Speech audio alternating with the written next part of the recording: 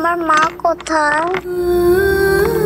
সম্প্রতি কলকাতায় মুক্তি পেয়েছে অনিরুদ্ধ রায়চৌধুরী পরিচালিত ও জয়া আহসান অভিনীত ডিয়ার মা। সিনেমাটি মুক্তি পেয়ে যুক্তরাষ্ট্র ও কানাডায় রেকর্ড করল। মাত্র 3 দিনে প্রায় অর্ধশত সিনেমা হলে মুক্তি পেয়েছে সিনেমাটি এবং মুক্তির প্রথম দিনই ইতিহাস করল। ভারতীয় সংবাদ মাধ্যম থেকে জানা যায় ডিয়ার মা এর প্রথম দিনের আয় $11,100, যা এর আগে কলকাতার কোনো চলচ্চিত্র এত অল্প সময়ে করতে পারেনি। সিনেমাটি বিপণন প্রতিষ্ঠান বায়োস্কোপ ফিল্মসের কর্ণধার সংবাদ মাধ্যমকে জানান, একটা ভালো গল্পের সিনেমা সবসময় দর্শকদের মন জয় করে। সেক্ষেত্রে ডিয়ার মা দেখার পর একজন দর্শকও মুগ্ধতা ছাড়া কথা বলেননি। এটাই অনিরুদ্ধ রায়ের সিনেমার সবচেয়ে বড় বৈশিষ্ট্য।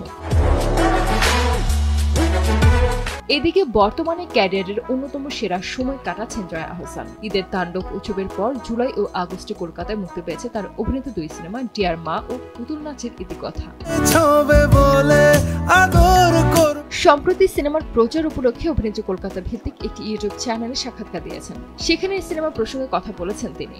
জয়া জানান, আমার খুবই ইচ্ছে করে যে আমি এরকম চরিত্রই করব যেটি গল্পের জন্য প্রয়োজন, যেটি গল্পে একটা গুরুত্বপূর্ণ ভূমিকা রাখবে। এদিকে বিশ্লেষকদের মতে বাংলা ভাষার যে কোনো চলচ্চিত্রের সাফল্য মানে বাংলা নিয়ে কাজ করা প্রতিটি শিল্পীর জয়। ডিয়ার মা প্রথম সপ্তাহে অর্ধশত সিনেমা হলে মুক্তি পেলেও পরের সপ্তাহে এই সংখ্যাটা আরো বাড়বে বলে ধারণা করা হচ্ছে। অন্তহীন অনুরণন পেং খ্যাত নির্মাতা অনিরুদ্ধ রায়চৌধুরী দীর্ঘ প্রায় 10 বছর পর কোনো বাংলা সিনেমা নির্মাণ করলেন।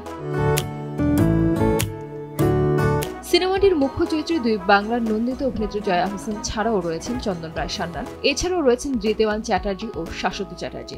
1 যুগেরও বেশি সময় ধরে জয়া আহসান পশ্চিমবঙ্গের নানা সিনেমায় কাজ করছেন। গৌতম ঘোষ, সৃজিত মুখার্জি, কৌশিক গঙ্গোপাধ্যায় সহ বহু নামী নির্মাতা সিনেমাতে গুরুত্বপূর্ণ চরিত্রে দেখা গেছে তাকে। তার অভিনয় ও পরিশীলিত উপস্থিতি প্রশংসিত হয়েছে। সঞ্জিত আক্তার, দেশ টিভি।